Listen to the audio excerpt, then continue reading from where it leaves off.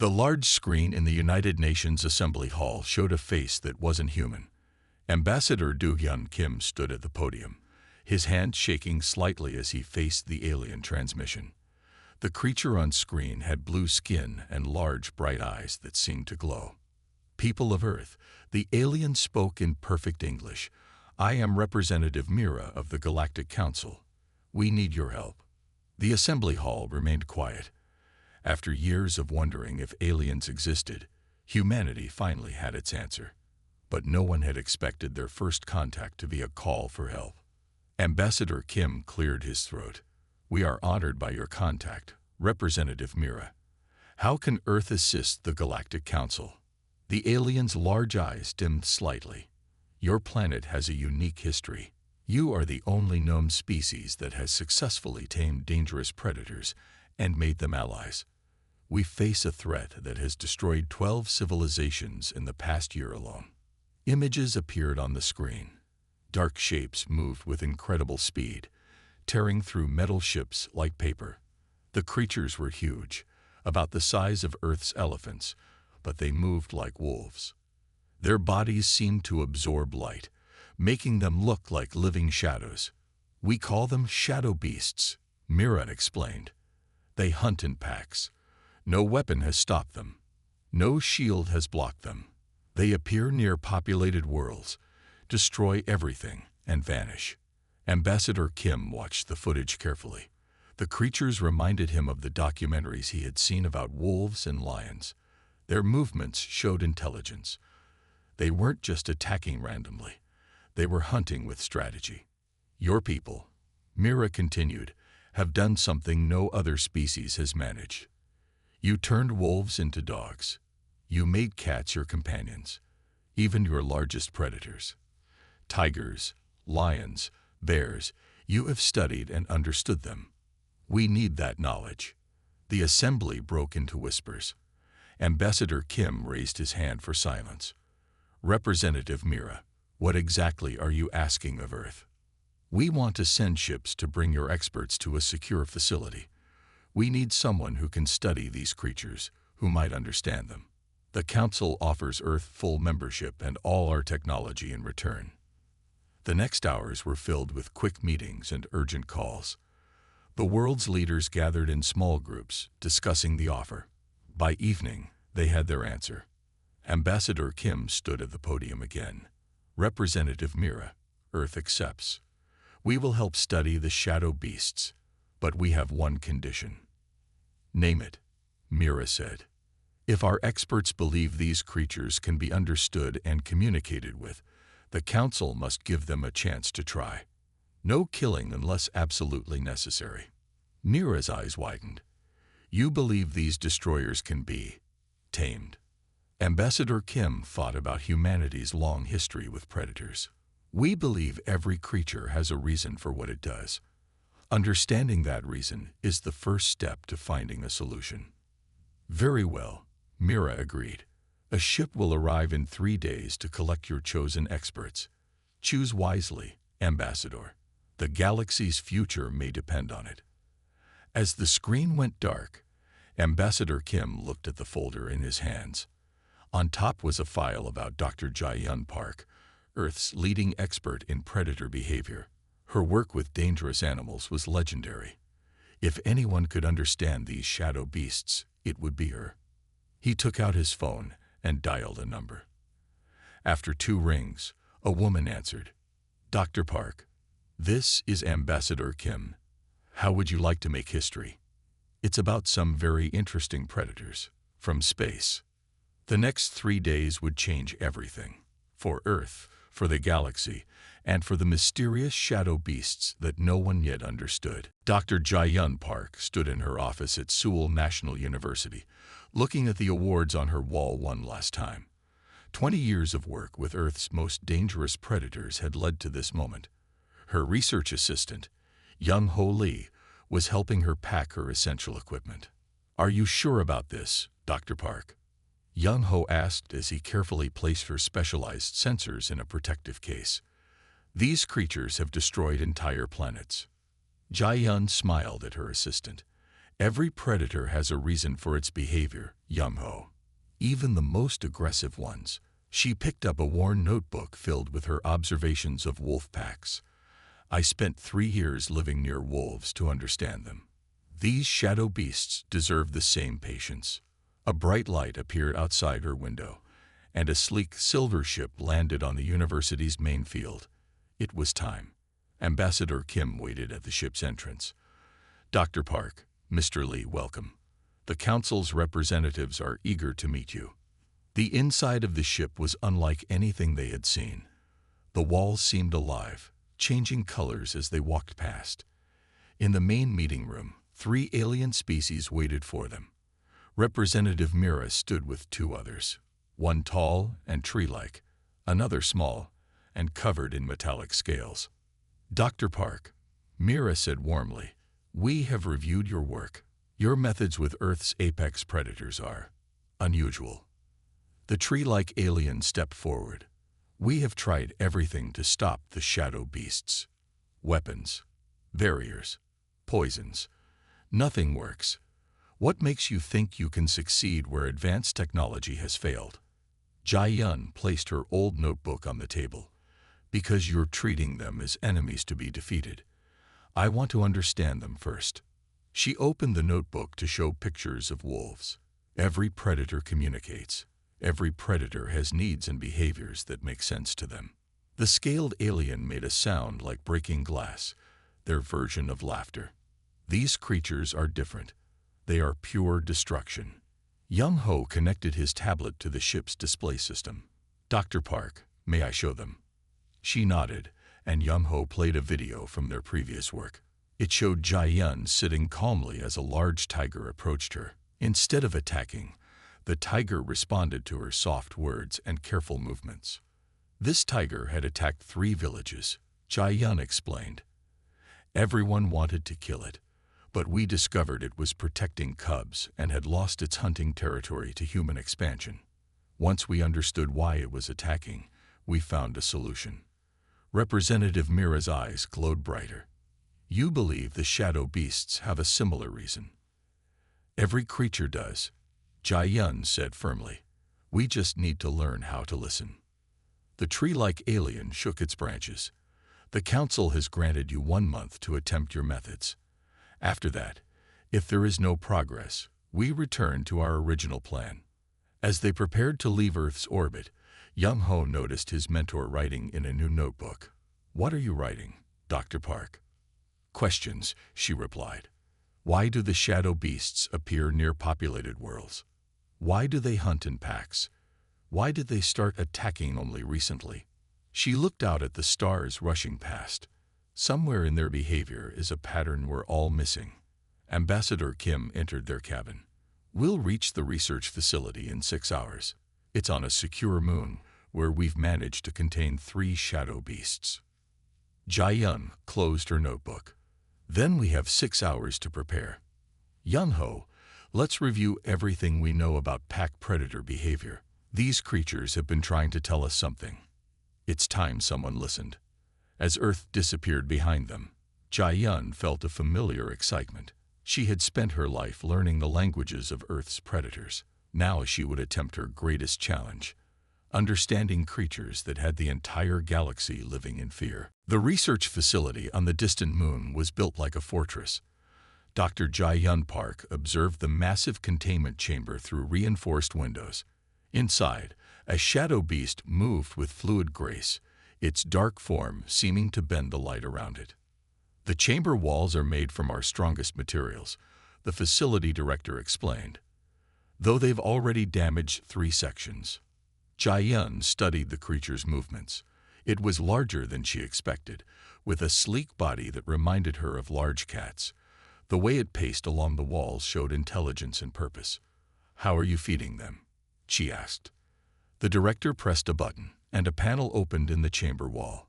Synthesized meat dropped onto a metal tray. The shadow beast didn't approach the food. They barely eat, the director said. We've tried various food sources, but they show little interest. Young-ho was recording data on his tablet. Dr. Park, look at the movement pattern. It's systematic, like it's testing the walls. Jia-yun nodded. Not random aggression. It's looking for something. She turned to the director. I need to go inside. The room erupted in protests. Ambassador Kim stepped forward. Dr. Park, that's absolutely out of the question. These creatures have torn through battleships. And yet, Jia-yun said calmly, they haven't broken out of this chamber, despite damaging the walls. They're capable of escape, but they're choosing to stay. I need to understand why. Representative Mira's eyes pulsed with concern. The Council cannot risk your life. You are our last hope for a peaceful solution. Jia-yun pulled out her old notebook.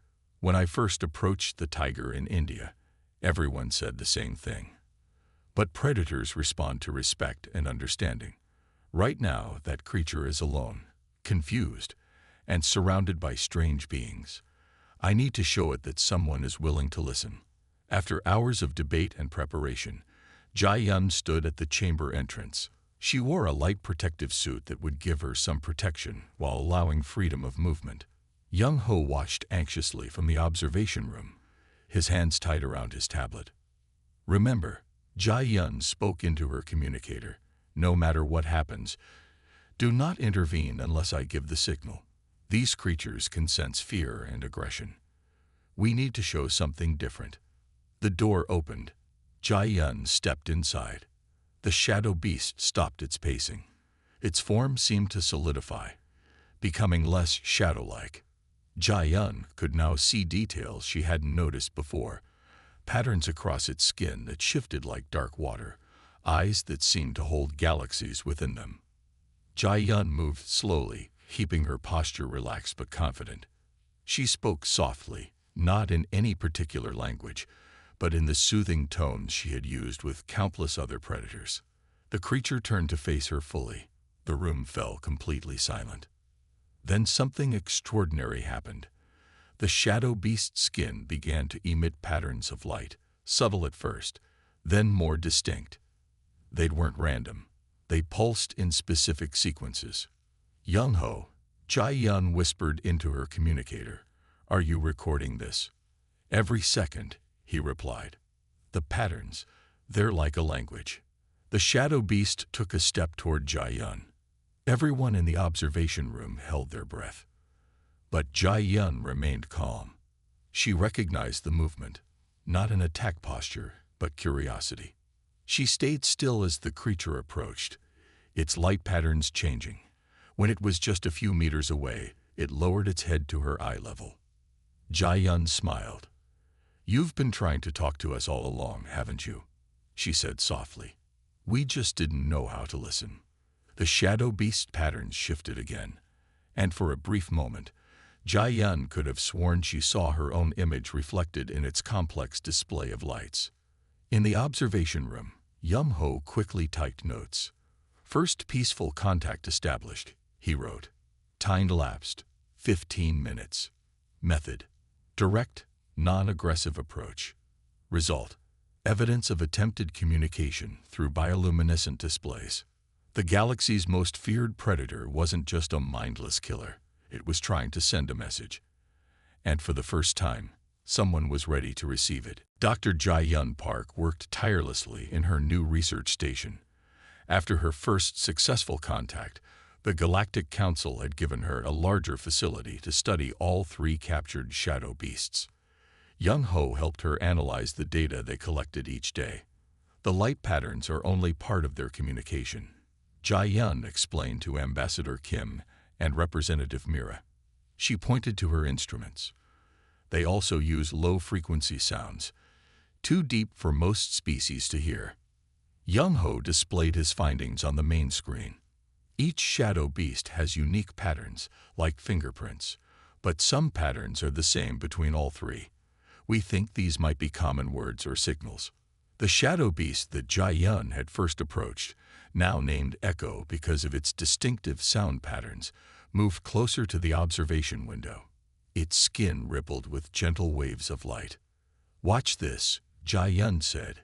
She pressed a button on her new communication device. It sent out a combination of lights and low sounds, copying one of Echo's common patterns. Echo's response was immediate. Its entire body lit up with complex patterns, and the instruments recorded a surge of low-frequency sounds. "We believe we've learned to say hello in their language," Yumho said proudly. Representative Mira's eyes glowed with excitement. "Remarkable. But can they understand us? Can they tell us why they attack our worlds?" Jai-Yun walked to the window. "Echo, show us about home," she said while playing a specific pattern they had learned. The Shadow Beast's display changed. It showed images of vast, dark spaces between stars. Then it showed many shadow beasts moving together through these spaces, following specific paths. "They're not random attackers," Jai-Yun said softly. "They're following ancient routes through space, the same routes where our colonies and stations are now built." Ambassador Kim stepped forward. "Are you saying we built our civilizations on their migration paths?" "More than that," Yumho added, checking his data. "The attack started exactly when the Council approved the new Deep Space Expansion project. We've been blocking their traditional territories without even knowing they existed." Echo continued its display, showing more shadow beasts teaching younger ones to navigate the space lanes. The patterns were like star maps, passed down through generations. "They're not just predators," Jai-Yun said. "They're guardians. These space lanes must be important to them." Each attack happened when a new station or colony blocked their path. Representative Mira turned to Ambassador Kim. "The Council must hear this, if we are the ones who invaded their space." "There's more," Jai-Yun interrupted. She played another light pattern. Echo's response showed images of strange, dark shapes moving through space. They'd protect these lanes from something else, something they consider a real threat to everyone. Young-Ho checked the historical records on his tablet. "Dr. Park, look at this. Before we started building in their territories, there were no recorded attacks from shadow beasts. But there were also no unexplained ship disappearances in those sectors." Jai-Yun nodded. "They've been protecting all species from something worse, something that lives in deep space. When we forced them away from their guard posts, we left everyone vulnerable." Ambassador Kim looked troubled. "The Council won't easily accept that the galaxy's most feared predators are actually its protectors." "Then we'll prove it," Jai-Yun said firmly. She turned back to Echo, who watched them with intelligent eyes. "We've learned their basic words. Now we need to learn their history. Echo is trying to warn us about something much more dangerous than shadow beasts." As if understanding her words, Echo's patterns became more urgent, showing dark shapes moving toward populated worlds. The warning was clear. The real threat was still out there, growing stronger while the shadow beasts were trapped, unable to do their ancient duty as guardians of the space lanes. 1 month had passed since Dr. Jai-Yun Park's breakthrough with Echo. The research facility now operated differently. The containment chambers remained, but their doors stayed open.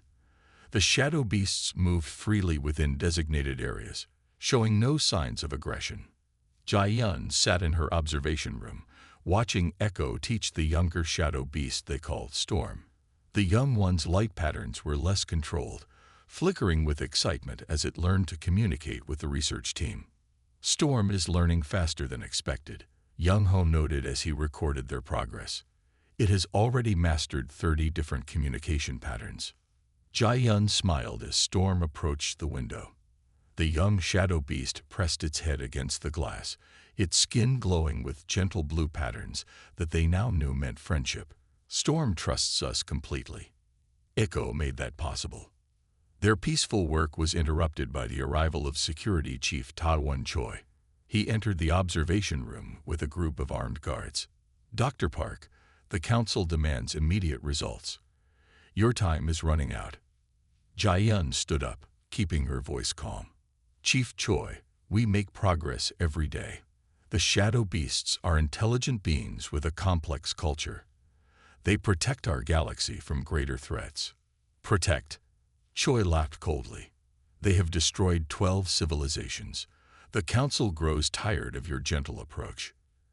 Echo sensed the tension. The large shadow beast moved between Storm and the newcomers, its skin displaying mourning patterns in deep red. "See," Choi pointed at Echo. "They're aggressive by nature. We should eliminate the threat while we have the chance." Young Ho stepped forward, holding his tablet. "You're wrong. Echo is protecting Storm, just like they protected the space lanes. Look at this data." But Choi wasn't interested in data. He signaled his guards to move toward the containment controls. "The Council has authorized us to take control of this facility. We'll show you how to really handle these monsters." Jae-yun watched in horror as the guards activated the containment barriers, trying to separate Echo from Storm. The younger shadow beast panicked, its light patterns flashing in distress. What happened next stunned everyone. Instead of attacking, Echo began emitting calming patterns towards Storm, while simultaneously displaying clear, measured signals toward the humans. The patterns showed scenes of shadow beasts and various alien species living peacefully together. "They're not asking for freedom," Jae-yun explained, her voice filled with emotion. "They're asking for partnership, the same partnership humans built with wolves thousands of years ago." As if to prove her point, Storm moved away from Echo and approached Chief Choi. The young shadow beast's patterns shifted to show gentle, curious lights. It was trying to demonstrate trust. Choi's hand moved toward his weapon, but Jae-yun stepped between them. "This is what makes humans different, Chief Choi. We see beyond our fears. We understand that the fiercest predator can become the strongest ally." The room fell silent as Storm continued its peaceful display. Even the guards lowered their weapons, amazed by the creature's gentle behavior. Ambassador Kim, who had been quietly observing, finally spoke. "Chief Choi, what you're seeing is not submission. It's cooperation. Dr. Park hasn't tamed these beings. She's helped us understand them." Echo moved closer, its patterns synchronizing with Storm's. Together, they created a beautiful display of lights that filled the room with shifting colors. It was impossible to feel fear while watching their graceful communication. "The Council wants results," Jae-yun asked quietly. "Then tell them this. We haven't just avoided a war with the shadow beasts. We've gained allies who have protected this galaxy for longer than our civilizations have existed. The real question is, are we wise enough to accept their friendship?" The answer came from Storm, who gently nudged Chief Choi's hand with its head, displaying the same trusting behavior that dogs had shown to humans thousands of years ago on Earth. Security Chief Tadwan Choi waited until the night shift to make his move. Most of the research staff had left, leaving only a few guards and technicians. Dr. Jae-yun Park and Young Ho were working late, analyzing new communication patterns from the shadow beasts. "The facility's power will shut down for maintenance in 10 minutes, a technician announced over the speakers. Jae-yun looked up from her work, frowning. "We weren't informed of any maintenance." Young Ho checked the schedule on his tablet. "There's nothing planned for tonight." He tried to access the main computer, but his codes didn't work. In the observation room, Echo and Storm became restless. Their skin patterns showed signs of distress, flashing rapid warnings in deep red and purple. "Something's wrong," Jae-yun said. She reached for the emergency communication panel, but it was dead. The backup systems should have activated automatically. Suddenly, the lights went out. In the darkness, only the glowing patterns of the shadow beasts provided illumination. Through their soft light, Jae-yun saw armed figures entering the facility. "Chief Choi," she called out, recognizing his shape. "What are you doing?" "What the Council should have done from the beginning," he replied. His voice was cold. "These creatures are too dangerous to be kept alive. The Council has authorized their elimination." "The Council would never approve this," Young Ho protested. "Ambassador Kim." "Ambassador Kim has been relieved of his duties," Choi interrupted. "The Council's military division has taken control. We're ending this experiment." The armed team moved toward the containment areas, carrying strange devices. Jae-yun recognized them from the briefings. energy weapons designed to disrupt the shadow beast's unique biology. Echo and Storm sensed the danger, but instead of attacking, they began displaying urgent patterns, showing images of the deep space threats they had warned about. "Please," Jai-Yun stepped forward. "They're trying to tell us something important. The real enemy is still out there." "The real enemy is right here," Choi said. He signaled his team to activate the weapons. What happened next surprised everyone. As the weapons powered up, Storm moved to shield the humans in the observation room, while Echo's patterns changed to something they had never seen before. The large shadow beast created a display that filled the entire facility. The images showed massive dark shapes moving through space, approaching populated systems. These were the threats the shadow beasts had been fighting, planet-sized creatures that devoured everything in their path. "Look at the timestamps," Young Ho said, checking his tablet's emergency power. "These images are from today, without the shadow beasts guarding the space lanes." A loud alarm blared through the facility. Ambassador Kim's voice came through the emergency channel. "Chief Choi, stand down immediately. We're detecting massive anomalies in the outer systems." The shadow beasts were telling the truth. Echo's patterns showed more details: the locations of the approaching threats, the traditional defense points where shadow beasts had kept watch for centuries, and the time remaining before these cosmic horrors reached populated worlds. Chief Choi lowered his weapon slowly. The shadow beasts hadn't attacked when threatened. Instead, they had tried to save the very people who wanted to destroy them. "Dr. Park," Ambassador Kim's voice was urgent. "The Council needs your team and the shadow beasts immediately. We have less than 48 hours before first contact with these space entities. We need your help." Jai-Yun looked at Echo and Storm, their patterns now showing determination and readiness. "We'll help," she said. "But this time, we work together. As equals." The facility's lights came back on, revealing the shadow beasts standing protectively near the humans. The real battle wasn't between species anymore. It was between all intelligent life and the ancient horrors that lurked in the depths of space. The Galactic Council's emergency chamber was filled with representatives from every known civilization. Dr. Jai-Yun Park stood at the center, with Echo and Storm beside her. Young Ho operated a large display showing the ancient records they had discovered. "The shadow beasts have shared their complete history with us," Jai-Yun explained. "They have been protecting our galaxy for millions of years, long before any of our civilizations existed." The display showed images of ancient space lanes, paths between stars that served as natural highways through the galaxy. Along these routes, shadow beasts had maintained guard posts, watching for dangers that lurked in deep space. "They were never our enemies," Young Ho added. "They attacked our settlements only because we built them on their guard posts, preventing them from protecting us all." Echo stepped forward, its skin glowing with complex patterns.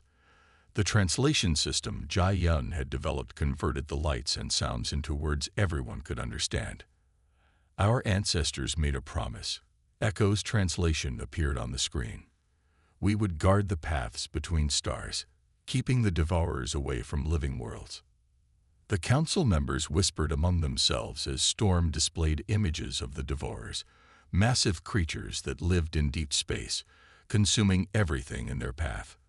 They were planet-sized beings of pure darkness, making the shadow beasts look tiny in comparison. For countless generations, the translation continued, "We kept our promise. When your ships first appeared, we tried to warn you. But you could not understand our messages.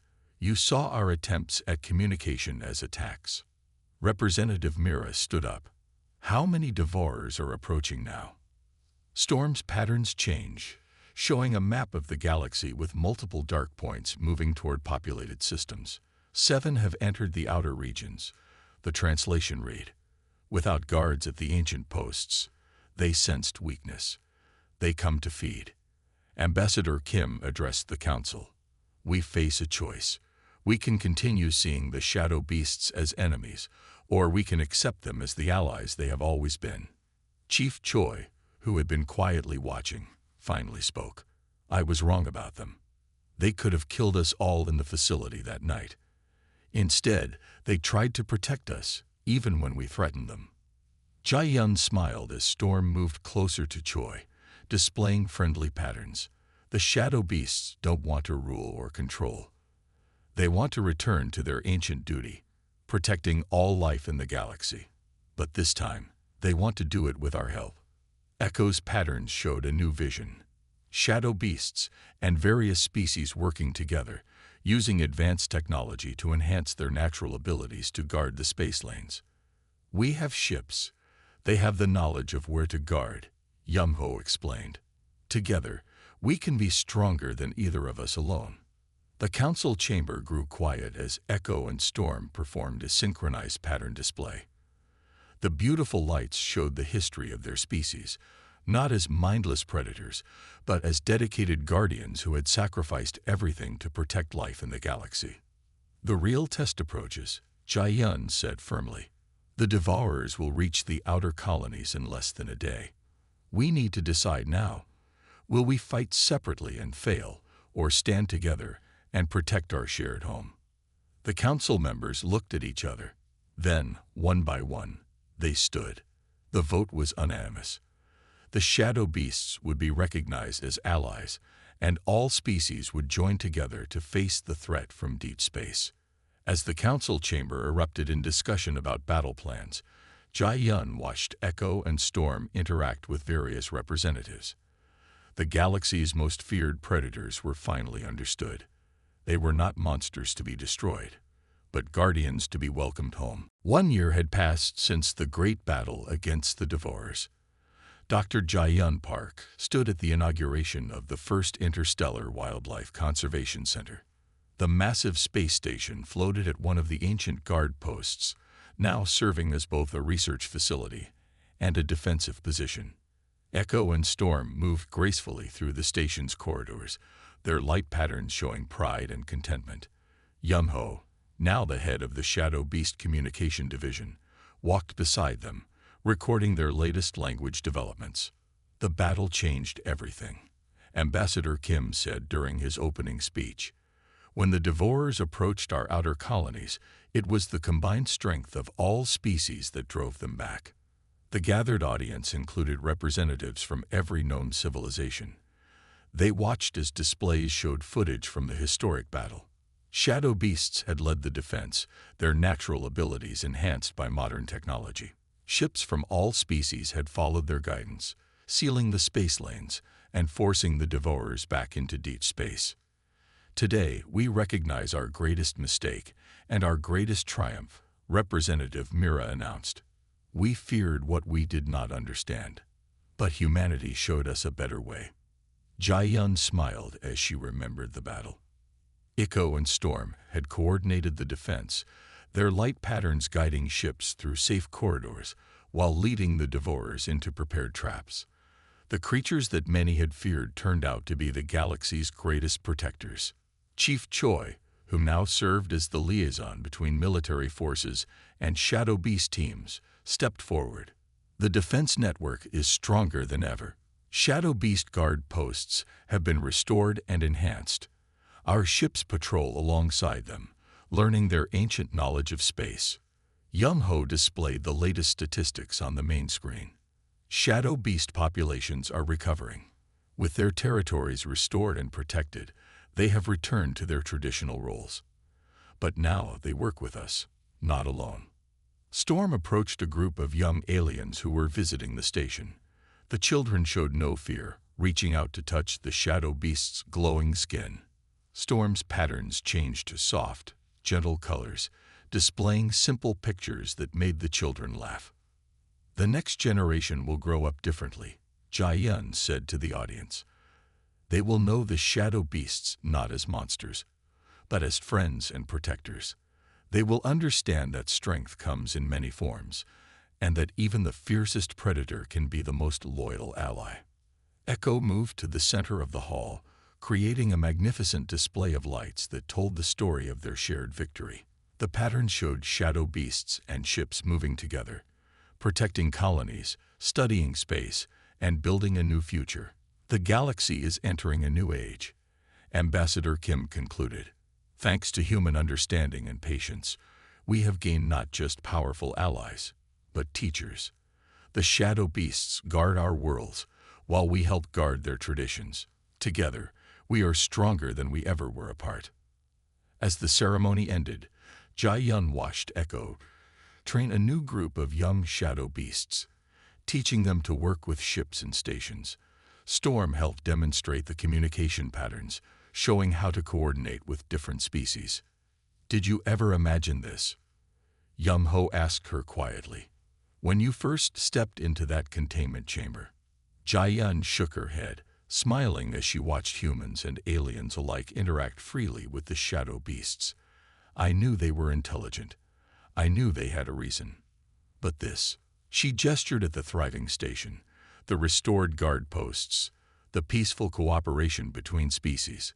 This is more than I dreamed possible. The galaxy's most feared predators had become its most honored guardians, and it all began because one human chose to listen and understand, rather than fear and fight.